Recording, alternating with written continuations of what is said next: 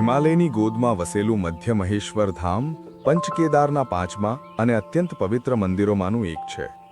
આ મંદિર ઉત્તરાખંડના રુદ્રપ્રયાગ જિલ્લામાં ચોપટા અને રાસી ગામ નજીક સ્થિત છે.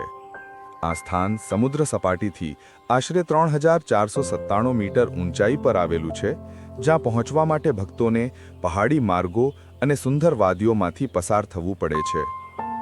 ઇતિહાસ અનુસાર મહાભારતના યુદ્ધ પછી પાંડવો પોતાના પાપોનું પ્રાયશ્ચિત કરવા ભગવાન શિવની પૂજા કરવા હિમાલય આવ્યા હતા. પણ ભગવાન શિવ પાંડવોને જોવા ઈચ્છતા ન હતા અને તેઓ ભૈરવના રૂપમાં ગોપાલ બનીને ગુપ્તકાશી તરફ ગયા. જ્યારે પાંડવોને એ ખબર પડી ત્યારે તેઓ શિવને શોધવા લાગ્યા. ત્યારે શિવજી નંદાદેવીની વાદીમાં બળદના રૂપમાં લુપ્ત થઈ ગયા. તે વખતે ભીમે તે બળદનો પીછો કર્યો.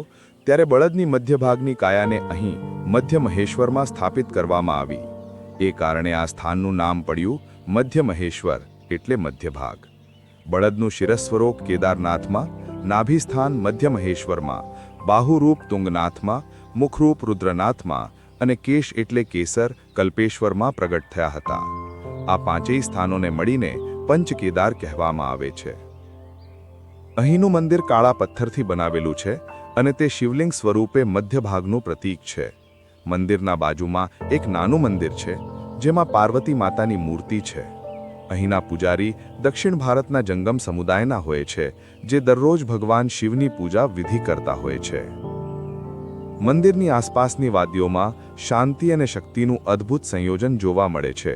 અહીંથી થોડું ઉપર ચડતા જ બુડા મધ્ય મહેશ્વર નામનું સ્થાન આવે છે, જ્યાંથી હિમાલયની શૃંખલા નંદાદેવી, ચોખંબા અને ત્રિશૂલ પર્વતો સ્પષ્ટ દેખાય છે. માન્યતા છે કે અહીં શિવજીની આરાધના કરવાથી ભક્તના બધા પાપ ધોવાઈ જાય છે અને મોક્ષની પ્રાપ્તિ થાય છે.